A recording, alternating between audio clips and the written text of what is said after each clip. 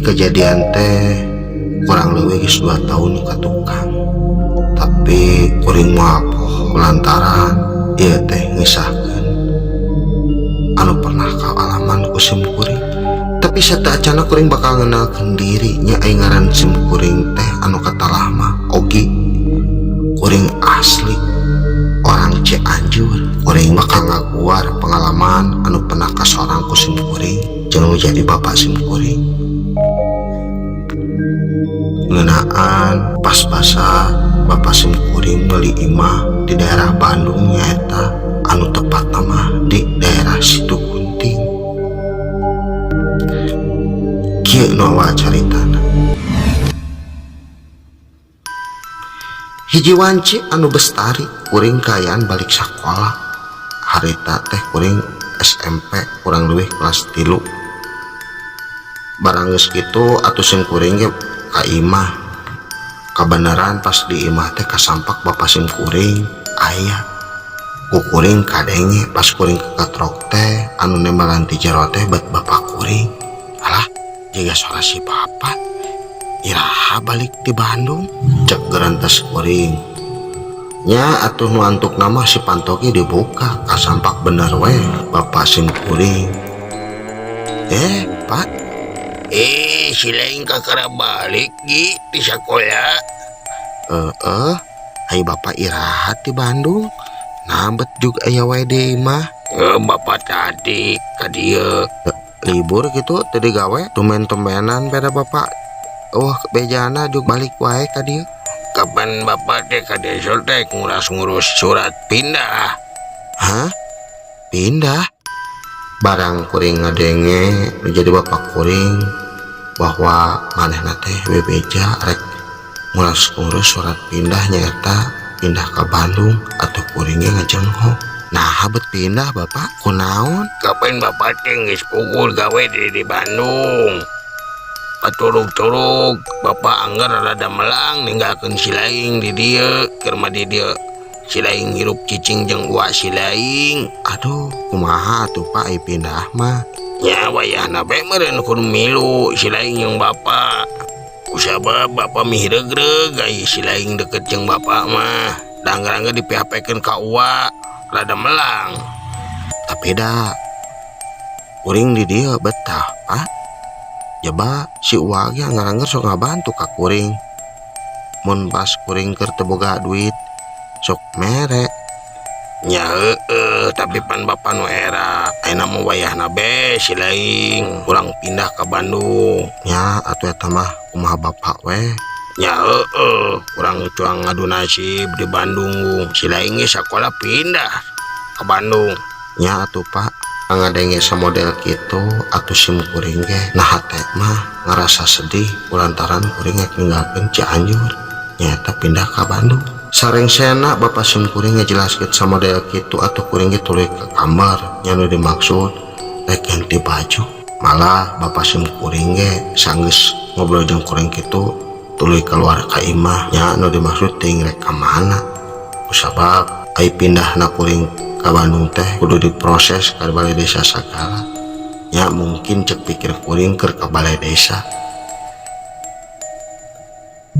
Tilu poe lilana bapak sim kuring di imah sim kuring. Atau nu antuk nama surat-surat di desa ge nya dimaksud surat pindah di desa jeung ti sakola ge beres. Nya nu antuk nama kuringnya buru-buru we beberes di imah nya nu dimaksud rek mangkat ke Bandung pikeun nuturkeun bapak kuring.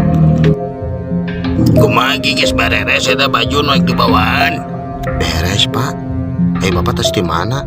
Iya bapak bieu tes di si Uwa. Nya maksudna mah men tepang nawar-nawarkeun ieu imah ku bapak dijual mun aya nu minatin mah. Oh, bari sakalian bapak pamit ka si Uwa. Oh gitu. Kumaha si laing geus beres jan ada? Geus pak. Yo atuh orang mangkat be cuang ngebus cuang ka Bandung. Nya ayo.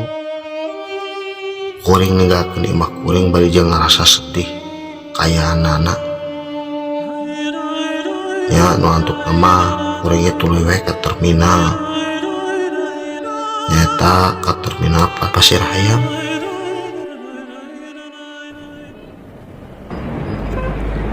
mobil mana Pak? Mobil mana we padu tepi ke Bandung. Oh sukan tek mobil naon?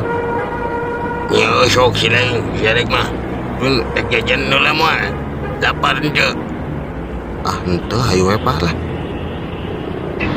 nya barang geus kitu atuh simkuring ge tuluy we naek kana mobil.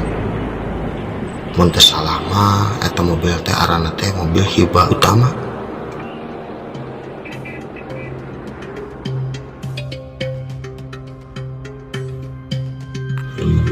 Sepanjang perjalanan kuring ngobrol jeung jadi bapak kuring ngeunaan pindahna simkuring ke Bandung. Pak, ai bapak teh bener ieu teh serius ek pindah ke Bandung? Ya heueuh atuh silaing pindah ku bapak heureuy. Keban sidik ge surat-surat pinahna geus dijieunkeun. Bapak di ditu geus meuli mah. Kira aku atuh rek diantepkeun mah. Ngesok gue selalu penting pemikiran sare-sare na mobil ya. Kira dihudangkan mus tepi.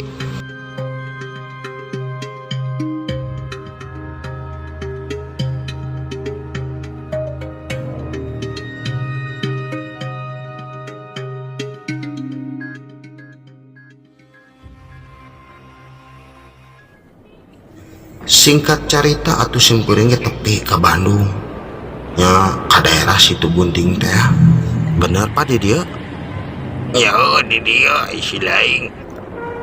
Kuring lempang sepanjang jalan yang udah maksud arek nganuju ka imah anyar anu pernah dibeli ku bapak simkuring. Teu lila di perjalananana atuh simkuring ge angsrog ka eta imah. Pak, itu imahna? Itu memang ai kayaan nama eta imah teh mantak pika enakeun kulantaran buruana lega bari jeung kayaanana teh pinuh ku kekembangan. Kejaba eta imah teh gede kayaanana. Teu salah Pak ieu imah urang? teu salah. Meni gede kieu euy. Ieu mah bakal capek Pak nguramatna. Ya santena kudu boga pamajikan Bapak. Ya justru eta bapak oge mentak di desa sugan be atuh menang jodoh. Bapak ge geus teu tahan hirup ngaduda bae kulantaran geus lila ditinggalkeun ku indung si laing. Ya ari kuring mah Pak teu ngalarang Bapak kawin jeung sabae oge. Nu penting mah nya ka Bapak nyaheun ka kuring kisah kitu hungkul Pak. Ya mudah-mudahan be atuh menang. Di hareupeun imah kuring ngobrol ngalor ngidul jeung bapak simkuring. Barang geus angsrok ka eta panto nya nu dimaksud panto imah anu dibeli ku bapak simkuring. Atuh teu lagi kuring tuluy arasup. Tapi barang asup kuring ngarasakeun aya hawa nu beda. Kulantaran eta imah teh bet karasana teh meuni tiare is. Jaba anyep sunyi malah kuring luak liuk saking ku gede bari jeung lega nu aya ge mantak pikasieun. Pak, Naon? asa aya nu aneh Pak. Aneh kumaha? Nah bet meuni tari isi kieu ya Pak. Duh meuni ngararai sieun. Moal sieun ai si laing kapan ieu teh si Dimah kagerge meuli. Ai bapak meuli imah ieu ti saha? Nya ti urang dieu lah. Kira aku teh urang Cianjur mah. Nya heueuh tapi imah sakieu gedena. Aduh. Kuring ngarasakeun aya hawa nu beda kulantaran eta imah teh keeuman. Kajaba waktu ge beki lila beki nyedak kaburit. Kuring kayaanana masih keneh culak cileuk bari jeung nempok kayaan eta imah.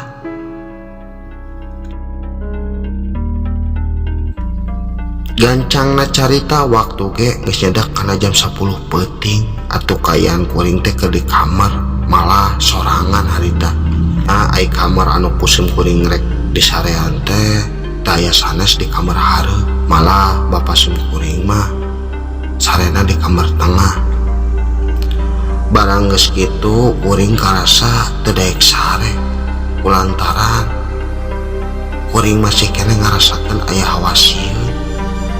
Kusabab eta imah teh bener-bener meuni keueuman. Barang geus kitu kuring ngadenge di kamar jika aya jelema anu keur lelempangan di eta ruangan tengah. Atuh sim kuring ge tuleweh cengkat tina sare kuring kulantaran harita kuring masih kene kayaan nyaring berijeng satengah tunduk. Kuring noong kamar tapi kuring ditempuh eta ruangan tengah teh teu aya sasaha. Malah cek pikir kuring sugan teh bapak sim kuring nu keur lelempangan di eta ruangan tengah. Barang geus kitu kulantaran kuring penasaran kuring ge tuluy keluar di kamar. Lah kayanana harita teh bener meuni mentak pikageumeun jeung dipikasieun.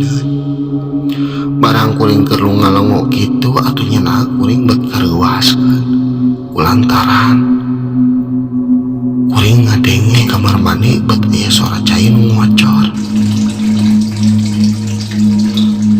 Atuh kuring ge beuki panasaran deui, padahal kayaanana kuring harita sorangan kulantaran bapak kuring mah geus sare. Dapat suara cai tapi dapat mah mungkin si bapak mah kapan sidik si bapak mah sare ada nyeret kuring saha anu di kamar mandi cek gerantas kuring lempang ngeteyep yang udah dimaksud rek ngalongok eta ka kamar mandi. Barangku kuring geus deket kamar mandi ya nah eta pantok kamar mandi teh ku kuring dibuka sekaligus, tapi kayanana teh teu aya cai anu ngocor.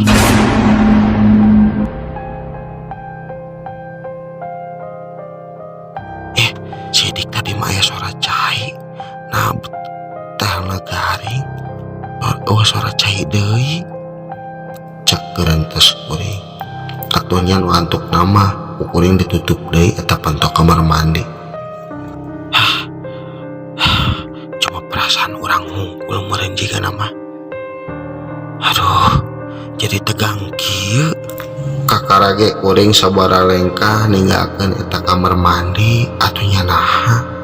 Bet kuring kareuaskeun deui kulantaran ayeuna mah nu ngadenge teh ku kuring lain suara cai, tapi jika aya suara jalma anu ngaheas anu ngagereng eta di jero kamar mandi atau nu antuk nama kuring beuki muringkak bulu kuduk. Malah kayanana kuring bari jeung penasaran ku kuring dilongok deui eta ka kamar mandi.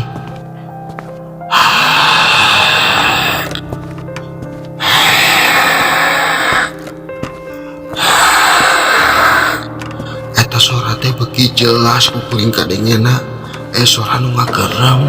Barang ku kuring dibuka ya nah bet aya hulu buta angpin beusiung barijeng kayanana teh dina WC keur melotot ka kuring.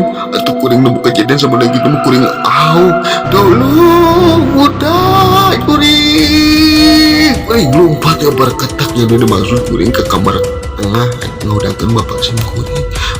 Kuring aduh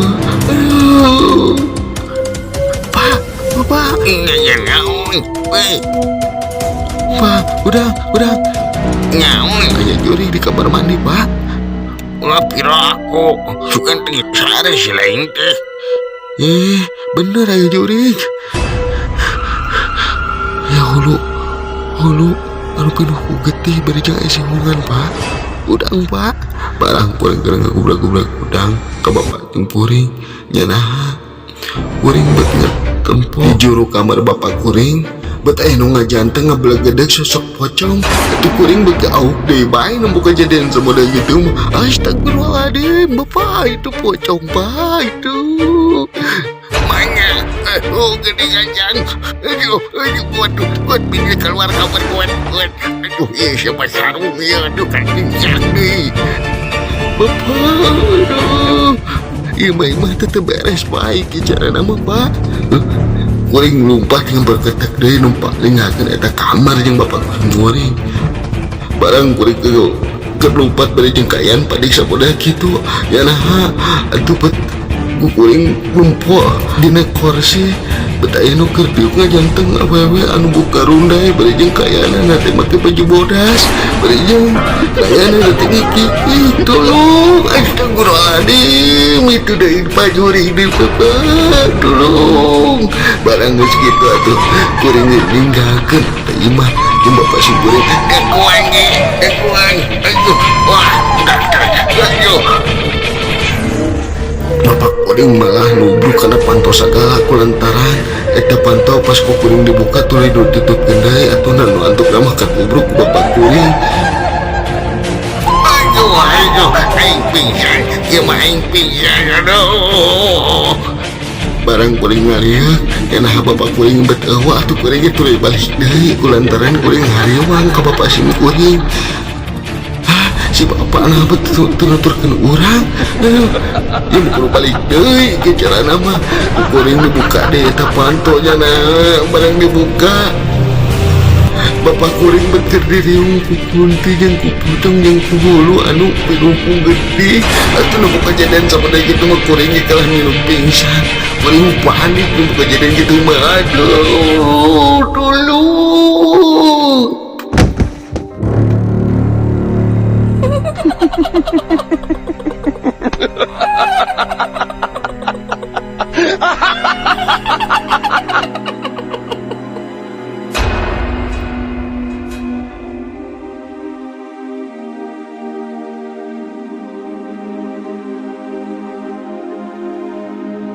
Singkat cerita dua poe sanggeus kejadian gitu atuh kuringi jeung nu jadi bapak sim kuring teh tuluy nyaratan eta imah nya nu dimaksud ami sangkan bisa diendongan ku sim kuring jeung ku bapak sim kuring barang geus kitu aya nu ngabejaan di salah sahiji warga nya nu dimaksud ngeunaan eta imah tadina nya asal muasal nama eta imah teh cenah mah pernah aya kejadian perampokan eta di imah malah sakeluarga eta imahna ge diparaehan eta ku rampok menumutkeun beja di warga setempat anu ngajelaskeun ka sim kuring jeung ka bapak sim kuring.